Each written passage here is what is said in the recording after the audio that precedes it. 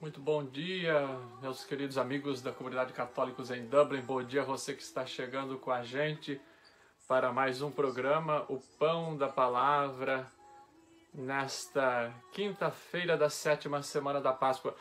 Bom, vamos então começar o nosso programa fazendo uma oração para que o Senhor nos ajude a refletir e a meditar bem a sua palavra nesta semana que é a 7ª semana da Páscoa, a semana da novena de Pentecostes. Nós estamos unidos em nome do Pai, do Filho e do Espírito Santo. Amém. Mais do que nunca nesta semana gostaríamos de pedir a presença do Divino Espírito no meio de nós, para que nos inspire, para que nos console, para que abra o nosso entendimento e o nosso coração à palavra de Deus, à palavra que Ele nos inspira, à palavra que a Igreja nos coloca. Vinde, Espírito Santo, enchei os corações dos vossos fiéis e acendei neles o fogo do vosso amor. Enviai, Senhor, o vosso Espírito e tudo será criado e renovareis a face da terra. Oremos. Ó Deus, que instruístes os corações dos fiéis com a luz do Espírito Santo, fazei que apreciemos retamente todas as coisas segundo o mesmo Espírito e gozemos sempre da sua consolação. Por Cristo, Senhor nosso. Amém. Glória ao Pai, ao Filho, ao Espírito Santo, como era no princípio, agora e sempre. Amém. Olha o convite que a gente faz para você, que você possa curtir, né, a nossa live, também que você possa compartilhar com outros irmãos, com irmãos que poderia também gostar do nosso programa e que poderiam ser tocados pela palavra de Deus. Vamos então meditar o texto da palavra de Deus hoje, nesta quinta-feira da 7ª semana da Páscoa, a última semana, né, últimos dias que nós estamos tendo do tempo pascal. É o capítulo 17 de São João, versículos de 20 a 26. Jesus disse: Não rogo somente por eles, mas pelo que por meio de sua palavra crerão em mim, a fim de que todos sejam um. Como tu, Pai, estás em mim e eu em ti, que eles estejam em nós, para que o mundo creia que tu me enviaste. Eu lhes dei a glória que me deste, para que sejam um, como nós somos um. Eu neles e tu em mim, para que sejam perfeitos na unidade, e para que o mundo reconheça que me enviaste e os amaste como amaste a mim. Pai, aqueles que me deste, quero que onde eu estiver também eles estejam comigo, para que contemplem minha glória que me deste, porque me amaste antes da fundação do mundo. Pai justo, o mundo não te conheceu, mas eu te conheci, e estes reconheceram que tu me enviaste. Eu lhes dei a conhecer o teu nome, e lhes darei a conhecê-lo, a fim de que o amor com que me amaste esteja neles e eu neles. Palavra da salvação, glória a vós, Senhor. Bom, meus amigos, nós temos então hoje este final do capítulo 17 de São João, que nós estamos lendo em 3 partes na liturgia, desde terça-feira que nós estamos refletindo este texto do capítulo 17 de São João. O Frei Severino ele já explicou, ele já fez uma catequese sobre o que é a oração sacerdotal de Jesus. Então, se vocês acompanharam os 2 últimos programas com o Frei Severino, vocês viram que ele já deu esta catequese dizendo que este texto, que este capítulo 17 de São João, trata-se da oração sacerdotal de Jesus. E ele explicou, não é, o que é uma oração sacerdotal, que é aquela oração de intercessão, O sacerdote é aquele que leva as intenções do povo e as oferece ao Pai.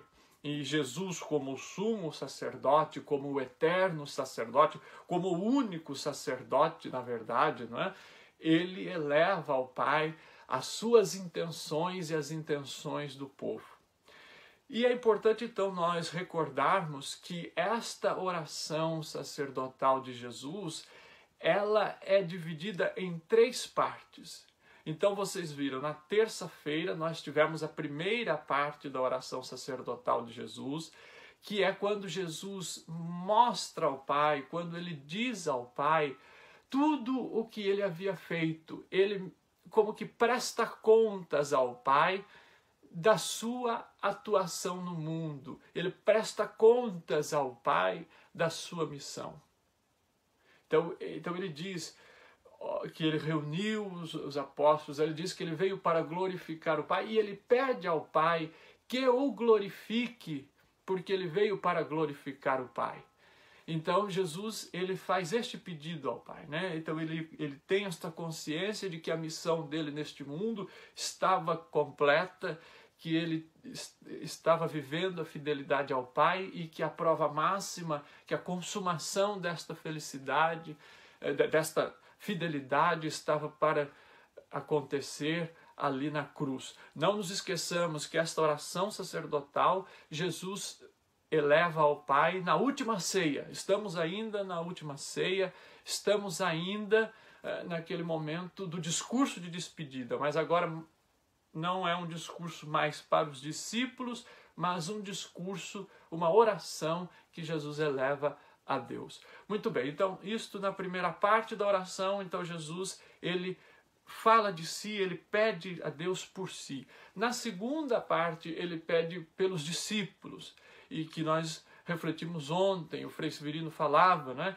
E que Jesus, ele pede ao Pai para que guarde os discípulos. Ele diz ao Pai, olha, não vos peço que os tires do mundo, mas que os guarde do maligno, que os guarde daquilo que é mundano, que os guarde do mal.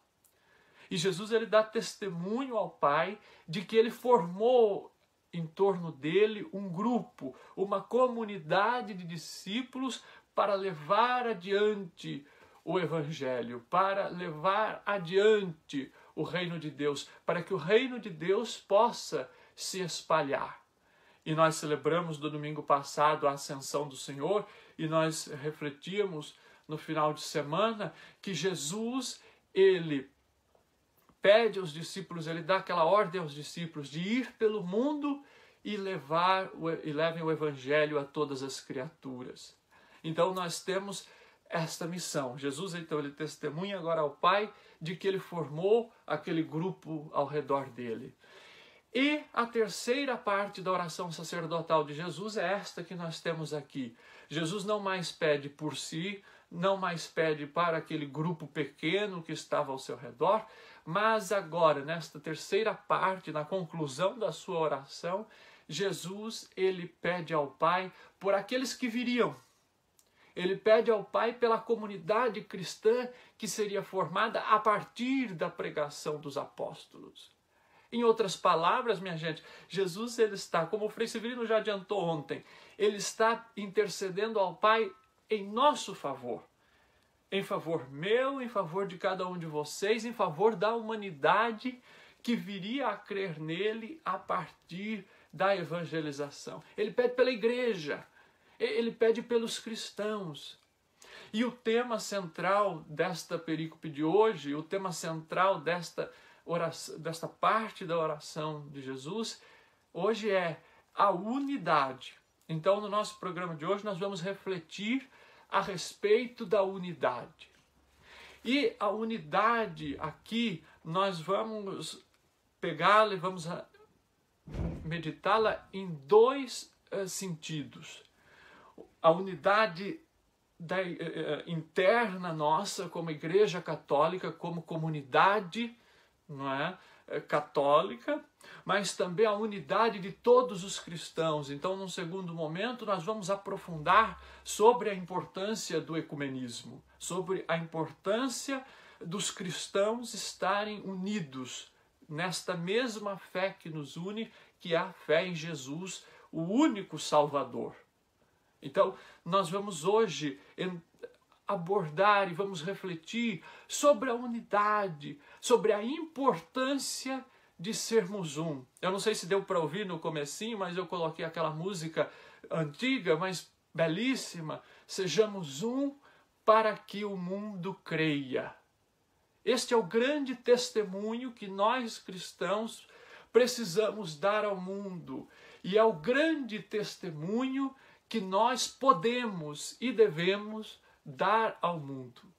Vocês sabem, eu não preciso dizer, o quanto o mundo de hoje ele está dividido, quanto o mundo de hoje tem guerras tanto militares, armadas, mas também guerras de palavras, guerras de pensamento, guerras de muito ódio no mundo. E o Papa Francisco cita na sua exortação apostólica Evangelii Gaudium, o primeiro grande documento escrito pelo Papa Francisco, que é praticamente assim, o seu plano de governo para a igreja, a alegria do Evangelho. Ele fala da unidade nossa, né, dos cristãos na igreja. Ele diz, olha, o mundo já tem guerras demais, o mundo já tem ódio demais, e nós cristãos precisamos ter um comportamento diferente. Nós cristãos precisamos ter um comportamento de unidade, um comportamento de respeito. Então, para que nós possamos ser diferentes do comportamento mundano, que é este comportamento que se degladeia, este comportamento que troca farpas o tempo todo, nós cristãos, nós católicos especialmente, precisamos ser diferentes desta atitude, né? Então, esta frase de Jesus no versículo 21, ela é fundamental, a fim de que todos sejam um. Como tu, Pai, estás em mim e eu em ti, que eles estejam em nós.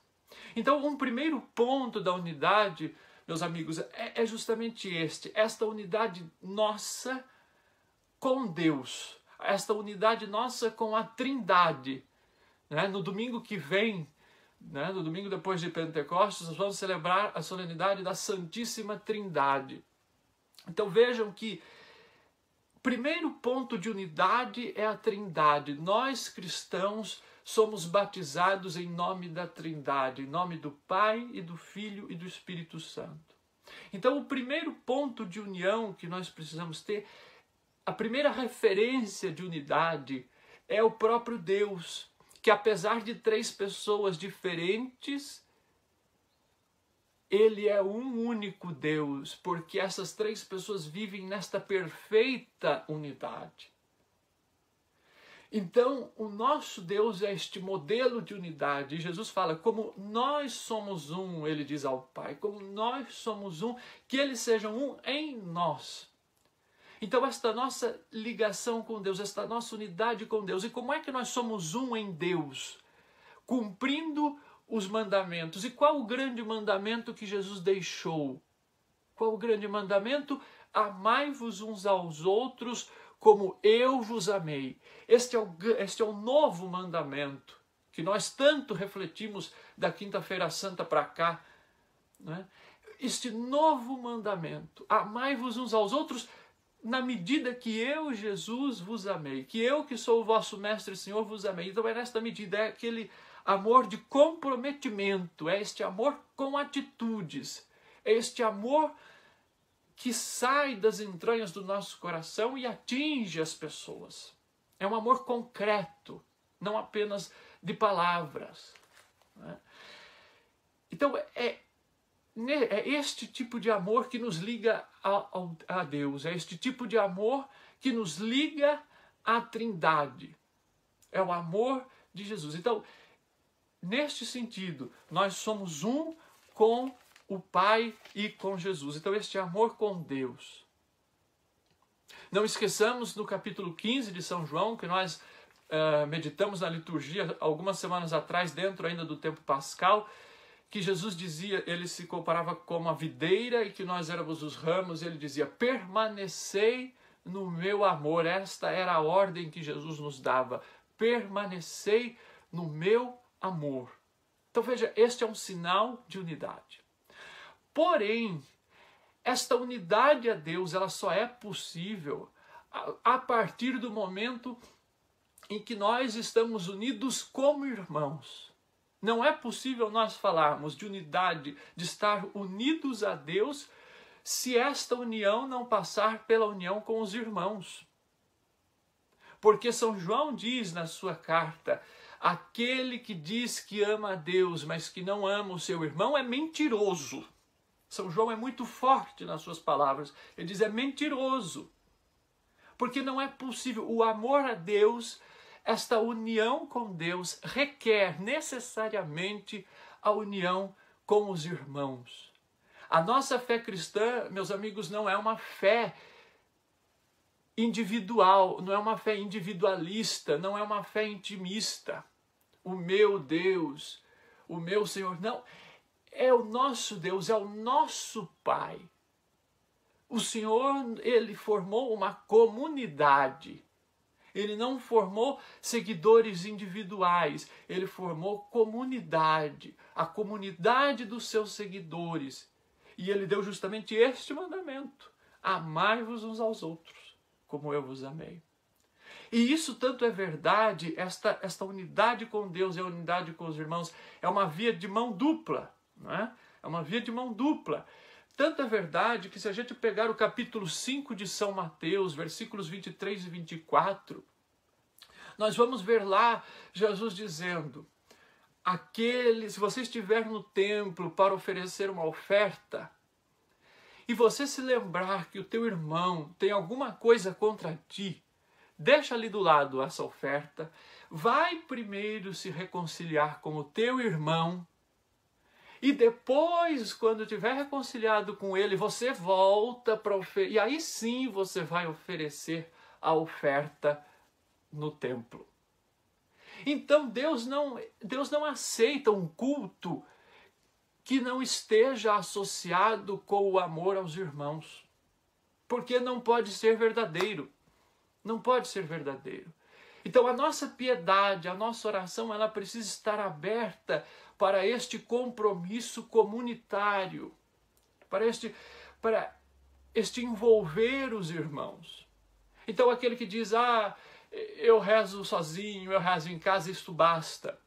Isso não faz sentido, pode fazer sentido agora, na época da pandemia, mas mesmo assim, mesmo nesse momento agora, veja, a nossa oração em casa, ela está sempre ligada por um vínculo comunitário, ainda que pelas redes sociais, ainda que pela tecnologia, mas ela está ligada, ou ainda que com a nossa família, ela está ligada num vínculo comunitário. Então, a nossa oração, isso é muito importante nós compreendermos, minha gente, ela é esta via de mão dupla. O nosso relacionamento com Deus, a nossa unidade com Deus, como Jesus pede aqui no seu Evangelho, como tu, Pai, estás em mim e eu em ti, que eles estejam em nós, para que o mundo creia que tu me enviaste.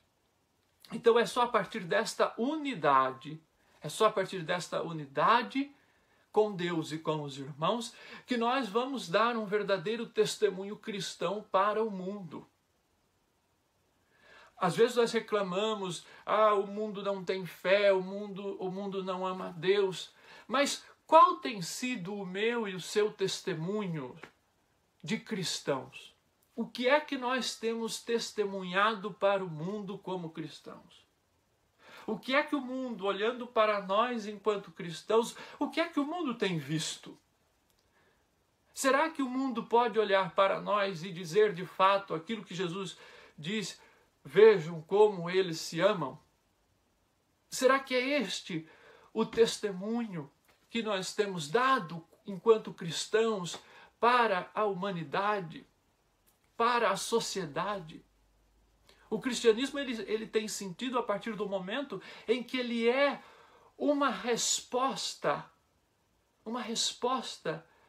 para a sociedade, uma resposta para esta mundanidade que Jesus alertava na segunda parte da sua oração, que a liturgia nos apresentou ontem.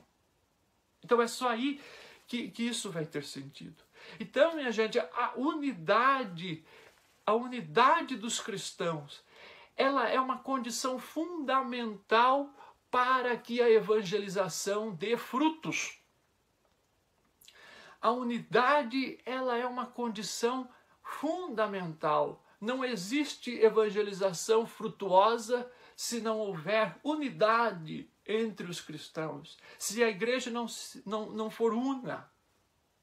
Porque, ao contrário, aí vai ser um contra-testemunho.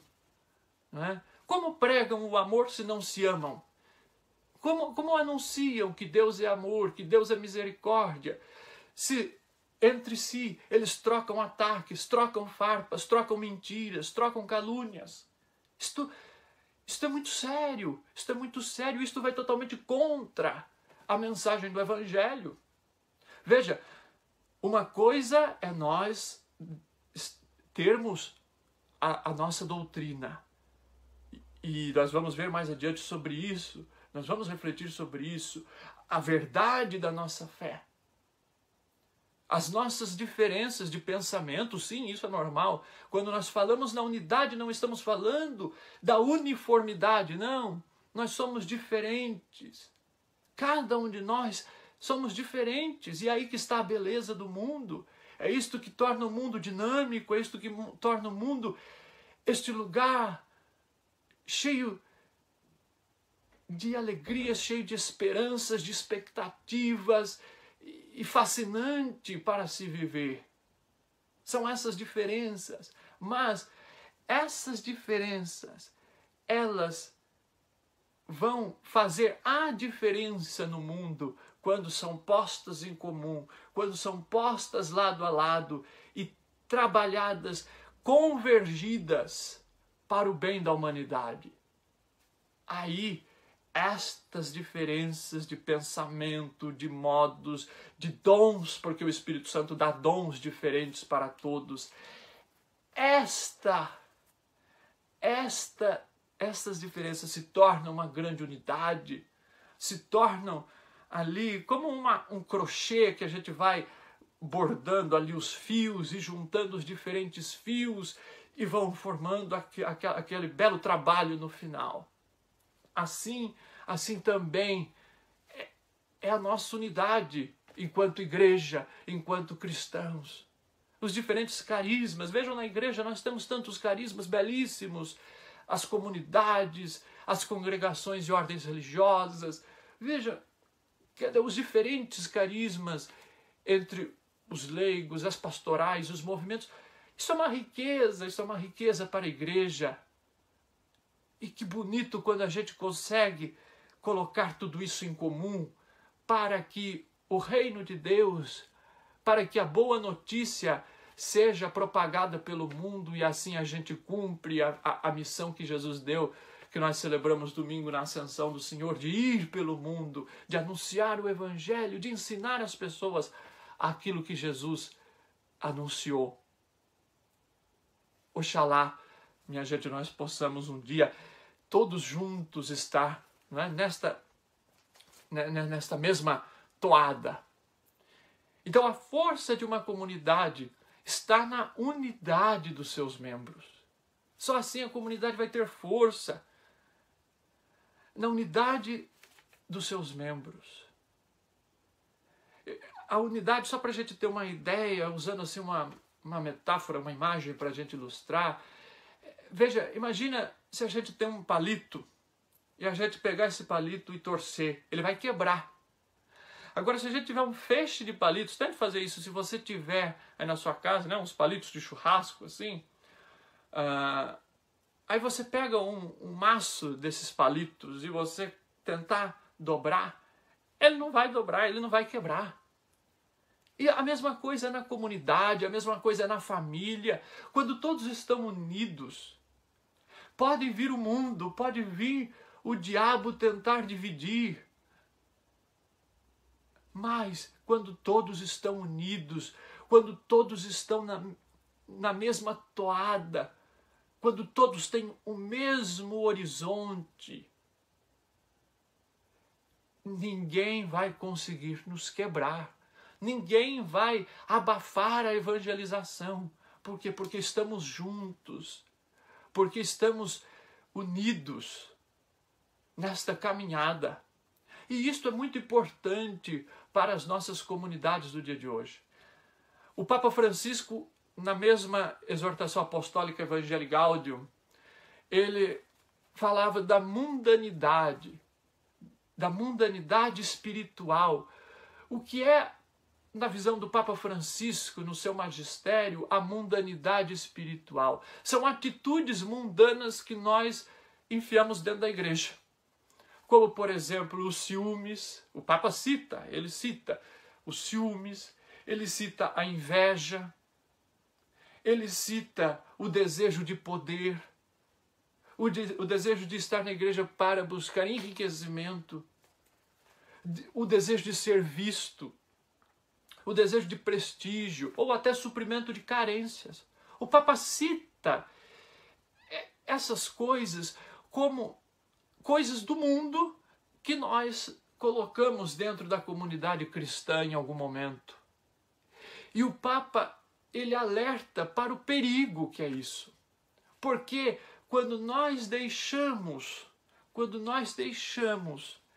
que estas atitudes mundanas se infiltrem dentro da comunidade cristã, nós não estamos seguindo aí a vontade de Jesus, não estamos nos unindo a Jesus, mas estamos nos unindo àquilo que o príncipe deste mundo coloca na comunidade.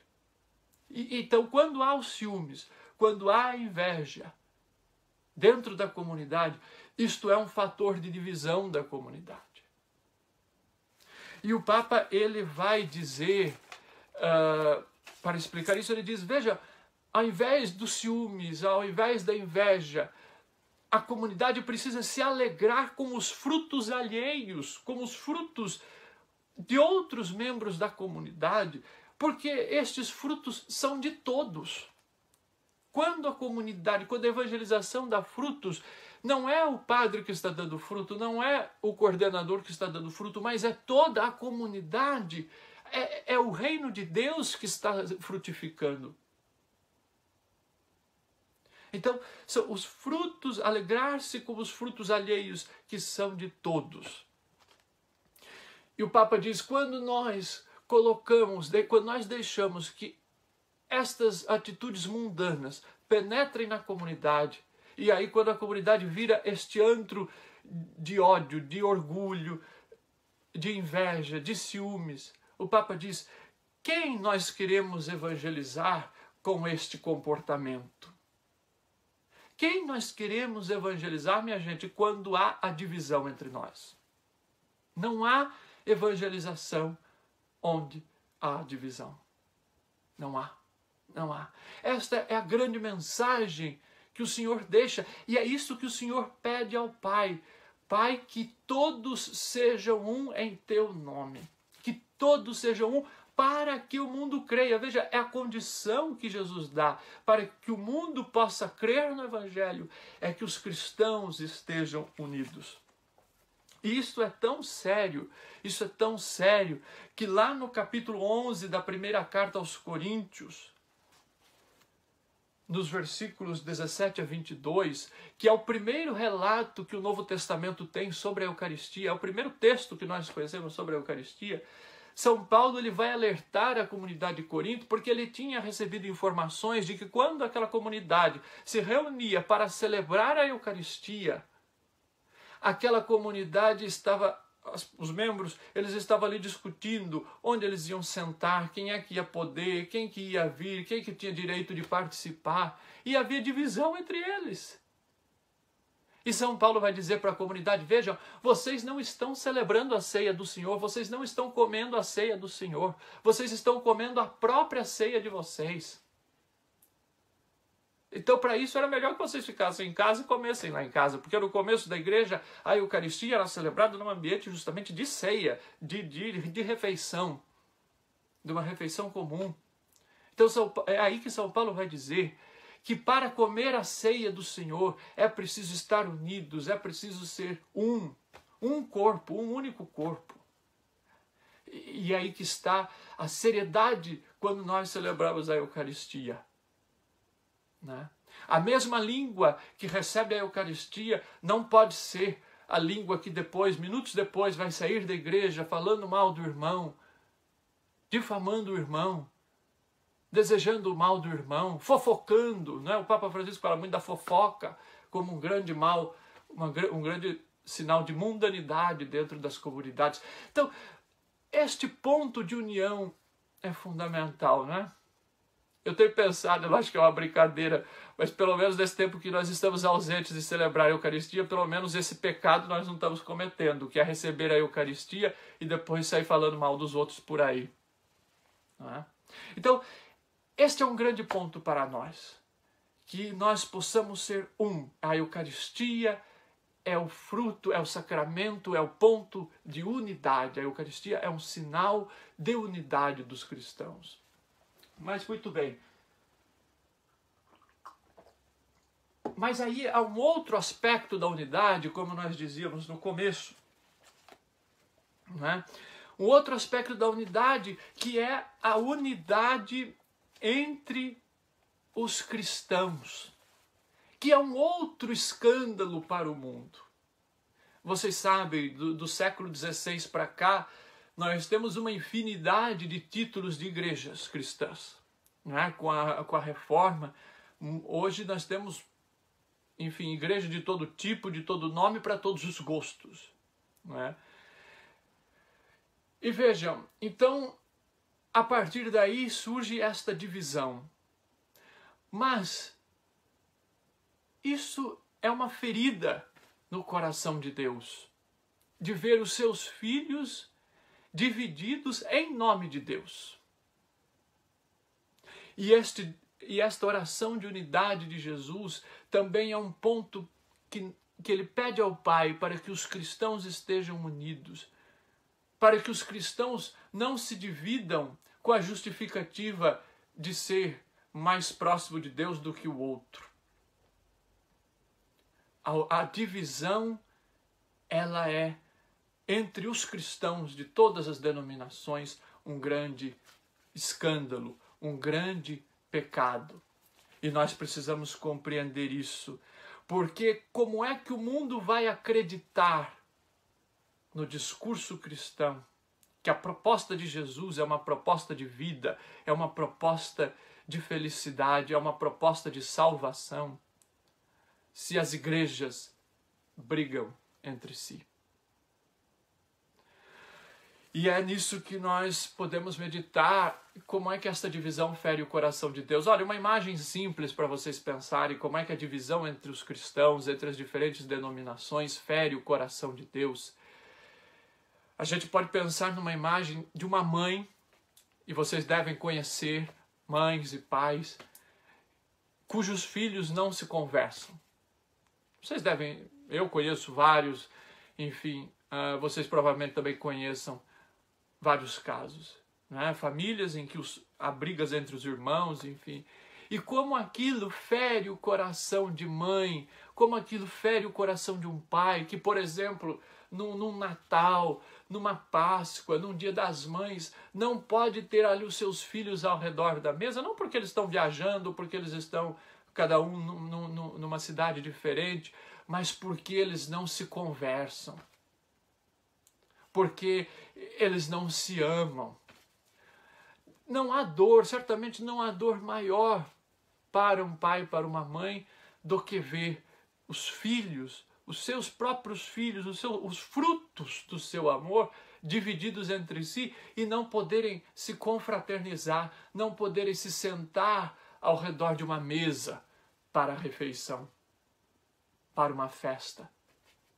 Assim também é o mesmo tipo de dor, é o mesmo tipo de sofrimento que aflige o coração de Deus quando vê nós cristãos falando, ah, não, porque aquele lá é menos cristão que eu, porque aquela igreja aquela igreja é inferior, porque a minha igreja é melhor, porque aquele lá não está com Deus.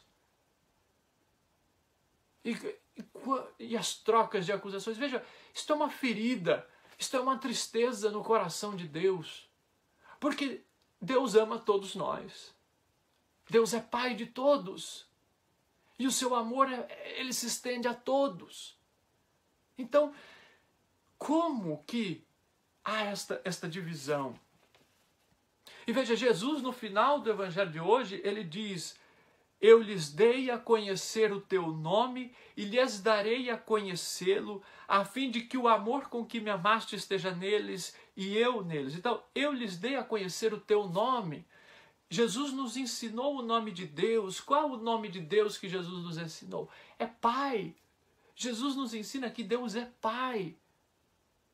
E se Deus é Pai, nós somos todos irmãos uns dos outros. Irmãos e irmãs, a mesma família, a única família.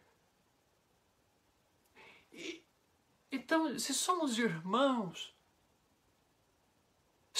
como podemos não nos amar? Como podemos não nos respeitar?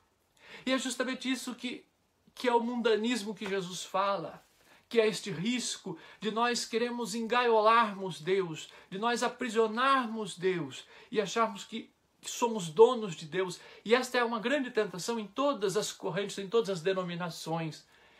Há esta tentação de querer aprisionar Deus na sua igreja. De aprisionar Deus na sua igreja. E é por isso que o movimento ecumênico foi criado no início do século XX, para justamente mostrar esta importância de nós caminharmos para uma unidade. Então, quando se fala em ecumenismo, nós estamos falando deste diálogo rumo à unidade entre os cristãos. Não estamos falando aqui especificamente do diálogo com as outras religiões, porque aí se chama diálogo interreligioso. Então, quando se trata de ecumenismo, é o diálogo entre os cristãos. E o diálogo entre os cristãos, ele não é simplesmente assim, o diálogo, vamos bater um papo com eles para as coisas se acalmarem. Não é isso. Ou então, eu vou ceder aqui, né? Isso aqui não é muito importante, então a gente descarta isso, a gente concorda com algumas coisas deles e tá certo. Não é isso. O ecumenismo não é isso. O ecumenismo não é abrir mão dos nossos valores, não é abrir mão da nossa crença, não é abrir mão da nossa fé. Isso não é ecumenismo. O ecumenismo é quando nós contribuímos com aquilo que nós cremos, com a verdade que nós acreditamos que a Igreja Católica tem, esta plenitude da revelação divina. Propomos isso para os irmãos, mas também acolhemos, ouvimos o que os irmãos têm, e entendemos que aquilo que eles têm também é um dom do Espírito Santo, porque o Espírito Santo, e a igreja vai ensinar, que o Espírito Santo sopra também lá. Então nós acreditamos que aquilo também é um dom do Espírito Santo, e que aí nós vamos, com estes dons, nós vamos colocar para que caminhemos para uma unidade. E o diálogo ecumênico, o movimento ecumênico ganhou muita força na Igreja Católica, a presença da Igreja Católica, a partir do Concílio Vaticano II. Em 1964, foi publicado um dos documentos conciliares, que é o Decreto Unitatis Redintegratio, que é a restauração da unidade. É um documento curto, mas é um documento que vem moldando e vai servindo de base para o magistério dos últimos papas, de Paulo VI até o Papa Francisco. Todos os papas citam e refletem sobre este documento que tem 50 anos, mas que continua muito atual. E este documento do concílio, o Concílio Vaticano II, esse documento aprovado por 2.000 bispos do mundo todo, e com o aval do Papa Paulo VI, São Paulo VI hoje, ele vai dizer que Cristo fundou uma só e única igreja. Uma só e única igreja. E que os pareceres diversos, os rumos diversos tomados no caminho, fazem com que o corpo de Cristo esteja dividido. Que o corpo de Cristo esteja dividido. E diz o documento que esta divisão contradiz abertamente a vontade de Cristo e é escândalo para o mundo e prejudica a pregação do Evangelho.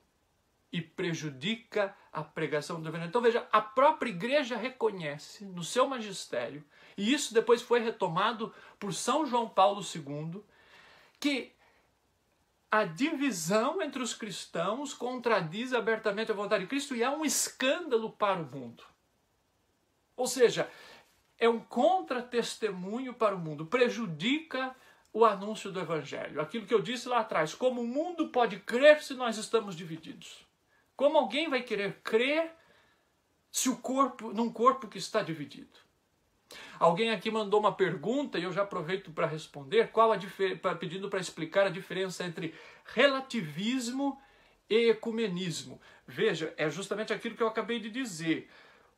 O ecumenismo não é eu abrir mão da verdade da nossa fé. Aí seria um relativismo. Se eu falasse, vamos deixar a crença, por exemplo, na intercessão de Nossa Senhora, para que o diálogo ecumênico seja facilitado. Veja, aí seria um relativismo. Aí eu estou relativizando, eu estou diminuindo a importância de algo que eu acredito, que nós católicos acreditamos, para falsamente favorecer o diálogo cristão. Veja, aí seria um relativismo. Ou seja, eu estou abrindo mão da verdade para facilitar o diálogo. O ecumenismo é diferente. O ecumenismo ele vai propor o diálogo, não abrindo mão da verdade que nós cremos. Isto é o ecumenismo, que é justamente nós caminharmos para a verdade. Agora, o Papa Paulo VI ele vai dizer na sua encíclica Ecclesiam Suam, lá de agosto de 64, a sua igreja, num tópico sobre o ecumenismo, ele vai dizer que antes de nós focarmos nas diferenças doutrinais, nós devemos focar naquilo que nos une. O Papa diz textualmente, ponhamos em evidência primeiramente o que nos é comum antes de insistirmos no que nos divide. E nós temos muita coisa em comum, nós cristãos. Veja, se nós pegarmos o creio, a maior parte do creio nós temos em comum. Não é? A maior parte do creio nós temos em comum. Nós cremos no mesmo Deus, no mesmo Pai. Nós cremos que este Deus que é Pai enviou Jesus. Este Jesus se encarnou, nasceu da Virgem Maria. Este Jesus nos amou, nos deu a sua vida na cruz, ressuscitou, venceu a morte, está com o Pai e nos enviou o Espírito Santo. Isso tudo nós cremos em comum. Isso tudo é a base da mesma fé. Tanto que nós temos um único batismo. Quando alguém vem para a plena comunhão na Igreja Católica, esta pessoa não é batizada de novo. Por quê? Porque ela já foi batizada neste batismo do Pai, do Filho e do Espírito Santo. Então, esta base, ela é em comum. Agora, há pontos divergentes, é evidente que há. E a Igreja reconhece que na Igreja Católica nós temos a plenitude da revelação divina, a plenitude da comunhão. Então a Igreja ensina que estes nossos irmãos, eles não estão na plenitude da comunhão. E é justamente isso que a Igreja quer trilhar para que um dia nós possamos estar na plena comunhão, todos na plena comunhão. Então, os papas vão dizer, João Paulo II vai dizer, numa outra encíclica, uma encíclica que ele escreveu sobre o ecumenismo, que chama Ut Unum Sint, e vocês me desculpem um pouquinho o tempo, vou acabar passando um pouquinho do tempo, para a gente fechar o assunto. Mas João Paulo II ele vai dizer, essa encíclica fez 25 anos da sua publicação agora, segunda-feira, e ele vai dizer que a gente quando... E aí, respondendo ainda à questão que foi feita sobre a diferença entre relativismo e ecumenismo, ele vai dizer que uma forma da gente dialogar a partir da nossa verdade como católicos, daquilo que nós cremos, né, da plenitude da verdade que está na Igreja Católica, um caminho para nós chegarmos à unidade é nós propormos, é nós apresentarmos a nossa verdade, a verdade católica, na caridade. Então o Papa João Paulo II, ele diz, a forma como nós apresentamos a nossa verdade de fé, a doutrina católica, os meios que nós usamos, com caridade, com misericórdia, sem julgamentos, vai ser um ponto de união. Vai ser uma forma de nós conseguirmos caminhar na unidade com estes irmãos que hoje caminham separados de nós. Ou, para falar uma linguagem mais propícia do ecumenismo, estes irmãos que hoje, que é o termo que a igreja hoje usa, que não estão em plena comunhão com a Igreja de Cristo. Eles têm alguns pontos da comunhão, eles têm a palavra, eles têm o Espírito Santo, têm o batismo, têm a fé, mas não estão na plena comunhão. E o Papa João Paulo II, ele vai usando ainda muitos artigos do Decreto Conciliar, ele vai dizer que nós precisamos ter uma atitude de conversão, que é justamente uma atitude de não querer achar culpados. Quem são os culpados pela divisão entre os cristãos? Não. O Papa João Paulo II vai dizer, não é assim que nós devemos caminhar. Nós precisamos caminhar fazendo um exame de consciência, cada um de nós, eu, você, colocando, e o Papa vai explicar nesta sua encíclica, nós devemos nos colocar diante do Pai, nas mãos de Jesus, pedindo que Jesus envie sobre nós o Espírito Santo. E o Espírito Santo vai tocar no nosso coração e na nossa consciência para ver onde é que eu estou errando e estou sendo um instrumento de divisão com o meu irmão, ao invés de ser um instrumento de unidade. Só assim, diz o Papa João Paulo II, nós vamos caminhar para uma unidade, sem julgamentos, sem rótulos, mas fazendo primeiro uma autocrítica, para daí propormos com os irmãos uma caminhada cada vez mais em comum. Uma caminhada cada vez mais em comum. Então é isto que o Papa vai nos propor. Então ele diz, não é um jogo de cena, não é um relativismo, não é relativizar, diminuir aquilo que nós acreditamos, não, muito pelo contrário, eu insisto nisso, isto não é ecumenismo, eu abrir mão da verdade que eu acredito, dos valores da fé católica, mas é colocar aquilo que nos une em primeiro lugar e cultivar em nós este desejo sincero de diálogo. Porque, minha gente, e aí eu concluo, o amor, este amor de Jesus, o amor do Pai em Jesus, que chega até nós, é o grande testemunho e é o grande dom que nós podemos dar para o mundo enquanto cristãos. É o grande dom, para que assim nós possamos, como Jesus pede ao Pai, que eles possam contemplar a minha glória. É só no amor, é só em unidade que nós vamos poder juntos contemplar a glória de Deus.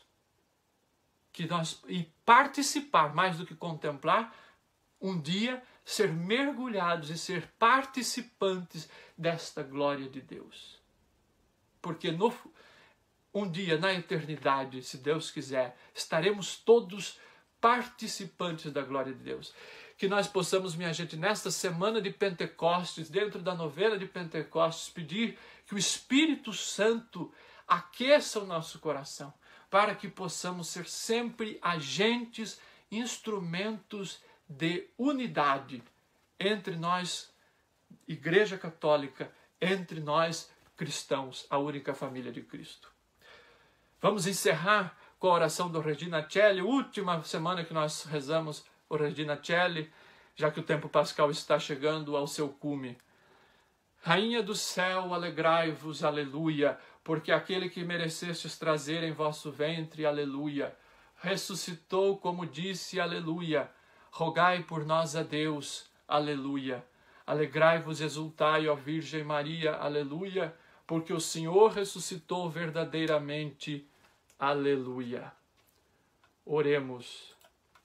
Ó Deus, que vos dignastes alegrar o mundo com a ressurreição do vosso Filho, nosso Senhor Jesus Cristo, concedei-nos, vos suplicamos, a graça de alcançarmos, pela proteção da Virgem Maria, sua mãe, a glória da vida eterna. Pelo mesmo Cristo nosso Senhor. Amém. Minha gente, eu agradeço muito a vocês pela audiência, pelo carinho, pela confiança também, né, de permitir que eu entre, né, nas casas de vocês. As mensagens são sempre muito carinhosas, vocês são muito generosos, né, com as mensagens que deixam. E como o Frei Severino sempre pede para vocês, eu também reforço, se você puder compartilhar, depois vocês vão receber certamente o link do YouTube, então se vocês puderem espalhar essa boa notícia, deixar os seus comentários, as suas dúvidas, como alguém fez, a diferença, né, essa pergunta, a diferença entre relativismo e ecumenismo, por exemplo. Se você pode deixar, né, o seu parecer para que a gente possa sempre melhorar a nossa evangelização. Que o Espírito Santo desça abundantemente sobre cada um de nós, sobre as nossas comunidades, e que tenhamos um santo Pentecostes. Nos vemos na semana que vem, se Deus quiser. Um ótimo dia a todos e até lá.